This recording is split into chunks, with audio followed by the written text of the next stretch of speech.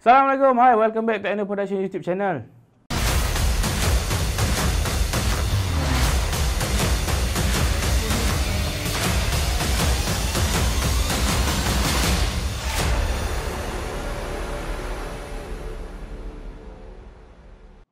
So, aku akan buat satu produk review. Okay, sebelum ni, kita orang ada buat review tentang headphone monitor. Tapi ada yang tanya dan ada juga yang tak suka pakai headphone. Dan solution dia adalah pakai speaker. Tapi untuk video editing dengan mixing, korang tak boleh suka-suka pakai speaker biasa. Multimedia speaker yang brand-brand common brand lah. Aku tak nak sebut lah brand apa, nanti korang ingat aku tak suka lah brand-brand tu. Dia brand yang bagus untuk speaker multimedia biasa. Kau nak tengok movie ke, kau nak tengok Netflix ke, YouTube ke, dia dah cukup bagus. Tapi untuk video editing dengan buat mixing, korang akan ada set of speaker yang betul-betul professional level. Sebab audio yang keluar daripada korang punya proses editing dengan mixing tu lain. Korang nak dengar betul-betul bunyi yang clear dan clean audio yang kadang-kadang speaker biasa ni dia tak boleh nak keluarkan. Sebab speaker biasa ni, speaker multimedia biasa ni, dia ada range frekuensi yang tak sama tinggi dan tak sama rendah dengan professional studio grade punya speaker. So hari ni kita orang nak share dua produk speaker yang kita orang dah pakai lebih kurang dalam setahun lebih. Kenapa kita orang beli dua set? Sebab kita orang nak test dua-dua punya brand dan dua-dua punya design. Dua-dua speaker yang kita akan share ni, dua-dua ada design features yang berlainan dan rupa bentuk yang berbeza daripada dua-dua company yang berbeza.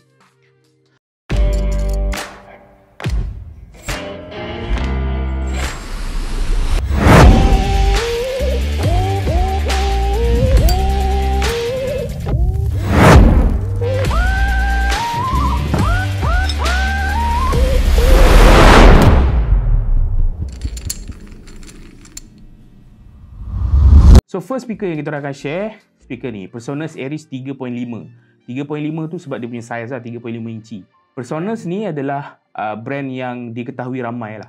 Yang banyak professional mixer, banyak orang-orang yang bekerja dalam studio, dia akan tahulah brand ni. Sebab brand ni biasa dia akan keluarkan produk-produk audio manufacturing yang berkualiti tinggi. Dan first look, diorang petak macam speaker yang biasa. Kalau korang biasa masuk dalam studio recording, korang akan nampak speaker-speaker petak macam ni. Ini merupakan design features yang penting sebab diorang nak keluarkan audio yang clean. Dan untuk speaker ni juga, dia diperbuat daripada hybrid kayu dengan plastik aku rasa. Sebab dia bukan 100% plastik, tapi dia bukan juga 100% kayu. Most speaker-speaker yang mahal dia akan dibuat daripada kayu sebab dia ada sebab kenapa. Korang cari sebab dia kenapa, aku dah lupa. Okay, so features dekat depan dia sama. Yang belah kanan aku ni adalah dia punya active speaker ataupun dia punya main speaker. Yang belah kiri ni passive speaker, so dia punya right and left. So dekat depan ni dia ada dia punya tombol untuk volume. So lepas tu dia ada tombol untuk on off, and then dia ada audio jack input dan audio jack untuk headphone. Selain daripada dekat depan, dekat belakang pula kita ada output untuk speaker ke kiri lah, untuk output speaker passive. Kemudian kita ada input untuk RCA unbalance dengan TRS balance. Yang unik pasal speaker ni pula, kita boleh control sendiri dia punya acoustic level. Kita boleh control dia punya treble dengan bass. Biasanya kalau orang yang buat mixing, dia akan control benda ni dekat dia orang punya audio interface. Tapi korang boleh directly control korang punya treble dengan bass level dekat speaker ni. Okay, macam aku sebut tadi, 3.5 inci. Speaker ni, dia ada 3.5 inci punya speaker. Dan dia diperbuat daripada Kevlar punya compound. Kevlar mat, kali peluru. Tapi kalau kau tembak speaker ni, pecah berderai lah dia. Dia tak adalah kali peluru. Tapi dia diperbuat daripada lapisan Kevlar lah. Kemudian dia punya tweeter pula dekat belah atas ni. Tweeter dia lebih kurang dalam 1 inci. So setup dia setup standard macam dalam studio, macam korang boleh tengok. Tapi kalau korang beli speaker ni, dia bukan hanya guna untuk dalam studio. Korang boleh guna speaker ni untuk daily use korang. korang nak tengok Netflix ke, tengok YouTube ke, dia work fine. So untuk belah kiri ni pula, untuk passive speaker pula tak ada apa kat belakang dia. Dia cuma ada wire input daripada yang belah kanan ni. Dan pada aku personally, speaker ni sangat-sangat bagus. Sebab apa? Bila kita buat recording, especially bila kita buat VO, voice over, kita nak dengar suara kita punya pelakon tu yang betul-betul. Sebab kadang-kadang bila kita pakai speaker multimedia ni, dia dah ditune untuk mengeluarkan bunyi yang sedap. Sedap didengar di telinga. Tapi kita nak dengar bunyi yang betul-betul macam mana dia sepatutnya bunyi. So that's why kita kena guna studio grade monitor punya speaker. Okay, next, speaker ni bukan datang berdua macam ni je. Dia didatangkan juga dengan dia punya power cable. So yang ni dia akan bagi korang power cable. Lepas tu dia akan bagi RCA to AUX. So RCA to AUX ni korang akan cocok RCA ni dekat belakang speaker aktif ni. And then AUX 3.5 ni korang akan cocok dekat mana-mana korang device yang korang nak guna lah. Either korang nak pakai dekat phone, laptop, tablet ataupun TV. So korang boleh cocok ni. Yang ni pula kabel hitam merah ni, kabel yang akan menyambungkan dua speaker ni lah. Kemudian dia ada bagi juga AUX to AUX. AUX to AUX ni untuk guna yang kat depan ni lah. So korang nak sambung dekat phone korang ke, korang nak sambungkan dekat device external yang korang dah sambungkan dekat belakang tapi korang tak nak buka-buka. So, kalau kat belakang ni susah nak buka. Selain daripada sambungan RCA to AUX, dia ada lagi satu jenis sambungan yang korang boleh buat RCA to RCA. Especially kalau korang pakai sound card, kalau korang pakai audio interface yang menerima input RCA to RCA. So for the next set of speakers yang aku nak share dengan korang adalah daripada JBL Professional, designed by Harman Kardon.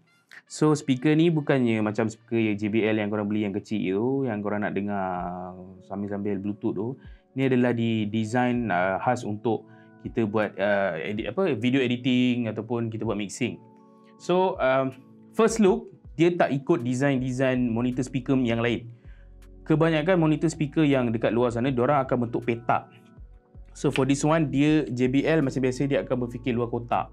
So dia bagi design yang bujur. Aku rasa macam design bujur lah. So design ni pada aku dia lebih menarik sebab dia nampak macam speaker biasa tapi sebenarnya dia sangat-sangat power. So dia ada driver sebesar 4.5 inci dan dia tak ada tweeter macam Presonus tu, tweeter dia dekat atas. Dia asingkan yang ni dia ada coaxial tweeter, tweeter dia dekat tengah-tengah speaker tu. Size tweeter dia tak silap aku kecil sikit daripada Presonus, dia 0.75. Kalau Presonus tadi 1 inci, so dia kecil sikit. Tapi apa yang membezakan dia dengan Presonus tadi adalah size driver dia lah. And then lagi satu yang membezakan dia juga, kalau tak silap aku Presonus tadi output dia punya audio adalah lebih kurang dalam 25 watt setiap satu. So dia punya total output adalah 50 watt. Tapi untuk JBL ni dia punya output total adalah 60 watt. Which means 30 watt untuk setiap speaker. Slightly kuat sikit lah daripada Presonus. Okay, kemudian ada juga beberapa version yang dikeluarkan oleh JBL yang ada Bluetooth. So korang boleh connect dengan korang punya device wirelessly. So benda tu menarik lah. Dan yang menarik lagi, JBL dah designkan speaker ni dari segi akustik untuk korang letak atas meja.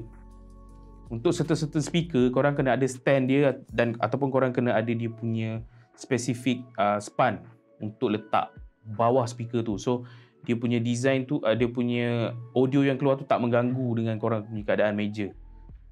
Kenapa? Kalau korang letak speaker korang atas meja dan bila speaker korang berbunyi, seluruh meja korang akan bergegar dan itu akan mengganggu sikit bunyi yang keluar daripada speaker tu. So JBL dah designkan speaker ni untuk dia memang duduk atas meja, cantik terletak. Dia tak perlu ada stand ataupun special foam yang kena letak bawah dia lah. Okey, untuk yang depan dia punya display pula, depan ni standard je, grill yang tutup dia punya speaker, ada logo JBL. Dan depan ni dia ada dua input, sama macam Presonus tadi, dia ada AUX dengan headphone. So bila korang cocok headphone, korang tak ada audio yang akan keluar daripada speaker. Which is menarik sebenarnya, korang tak payah adjust volume, slowkan speaker. Cocok headphone, tak ada audio keluar daripada speaker. And dia ada aux in. So korang boleh sedut audio daripada phone ke laptop ke TV ke. Kalau korang tak nak guna belakang punya panel. So belakang punya panel untuk aktif punya speaker macam biasa dia ada RCA dan dia ada TRS untuk balance dan unbalance punya input. Kemudian dia ada extension output, biasa hitam merah, dan power button dekat belakang. Which is yang ni sebenarnya pada aku sedikit menyusahkan juga sebab kenapa kau letak power button kat belakang, Mat? Power button kena kat depan. Okay, dan untuk passive speaker pula tak ada apa yang berbeza, sama je. Belakang dia tak ada apa kecuali daripada extension input. Speaker ni didatangkan dengan setup yang sama macam PreSonus. Dia akan bagi korang AUX to AUX punya kabel. Dia akan bagi korang extension punya kabel.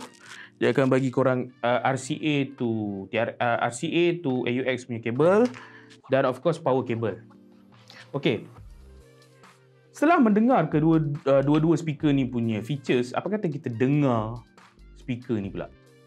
Okay, so first kita akan dengar audio daripada PreSonus dulu. So setup yang aku pakai setup yang keluar daripada kotak, yang standard. Aku tak ada pakai apa-apa custom cable ke, sound card ke. Aku pakai memang apa yang diorang bagi. Aku pakai RCA daripada belakang, masuk daripada phone. So dekat phone aku pakai YouTube Music dengan Dolby Atmos. So kita dengar dulu lagu, audio yang keluar daripada PreSonus dulu macam mana.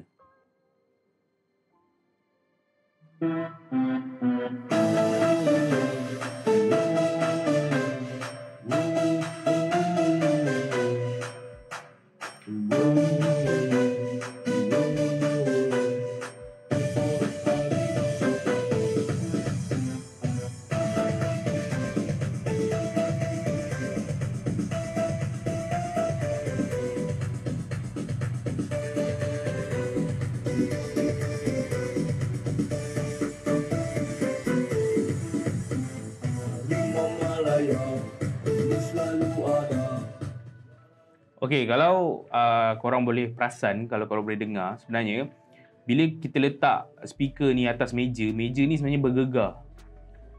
So that's why speaker monitor studio ni dia sebenarnya kena ada stand dia sendiri, ataupun paling kurang korang kena letak ada special foam dia lah untuk mengurangkan gegaran dia transfer kepada meja ni.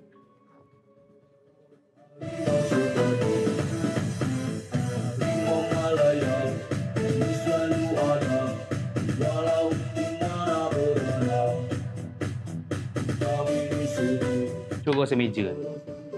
Dia tak bergegar macam PreSonus tadi tau.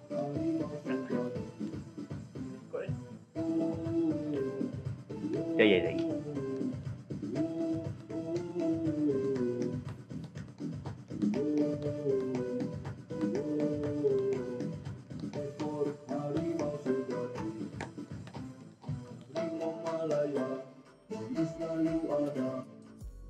Okay, so untuk setup JBL ni sama juga macam PreSonus tadi. Aku pakai semua benda yang keluar daripada kotak. Aku pakai RCA daripada belakang pergi dekat phone. Setup phone pun benda yang sama, lagu yang sama. Dua-dua speaker ni dia punya volume level dekat 50%. Dan dekat phone aku full volume. Dan korang akan dapat dengar audio daripada dua-dua speaker ni. Kita orang pakai mic, Rode mic. So korang akan dengar daripada mic tu. First thought, speaker ni kalau direct, dia tak sekuat macam PreSonus. Sebab kalau korang perasan, PreSonus tadi dia kuat sikit daripada JBL ni. Tapi, disebabkan JBL ni kita orang pakai dekat sound card, jadi dia boleh pergi full 60 watt punya audio.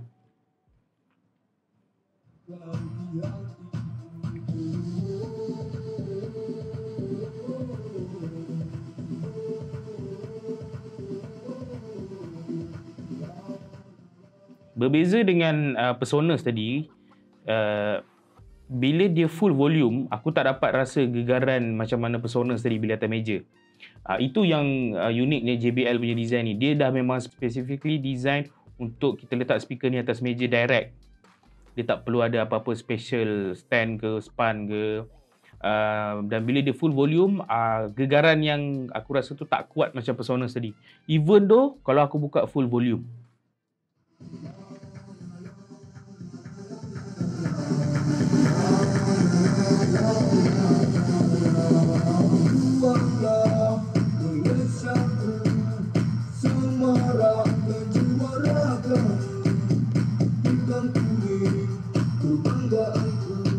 Okay, so korang nak dengar sendiri audio daripada dua-dua speaker ni. Korang boleh nilai sendiri. Dan kalau korang nak tengok dia punya detail specification untuk kedua-dua detail ni, kita akan bagi link website dua-dua speaker ni. Korang boleh check out sendiri and korang boleh belilah. Dua-dua speaker ni harga dia lebih kurang sama, dalam range RM500. So sebenarnya untuk studio monitor speaker ni, RM500 tu consider budget punya. Dia antara yang murah lah. Sebab kalau range untuk studio speaker ni, dia boleh pergi sampai RM2-3,000 untuk sebiji speaker. Jadi untuk kita yang just nak buat home studio, yang nak buat nak self mix untuk lagu sendiri, korang kena dapatkan speaker monitor studio. And aku punya final thought, aku tak ada favourite mana-mana. Dua-dua sama bagus, dua-dua ada kebaikan dan keburukan masing-masing. Jadi ikut korang punya preference, apa yang korang nak pakai, bila korang nak pakai, macam mana korang nak pakai. So korang boleh komen dekat bawah speaker mana yang korang prefer untuk korang. So kalau korang ada apa-apa benda yang nak tanya pasal speaker ni, ataupun cara-cara editing, insyaAllah kita boleh jawab. So korang jangan lupa subscribe, sebab lepas ni kita akan release video basic editing menggunakan phone.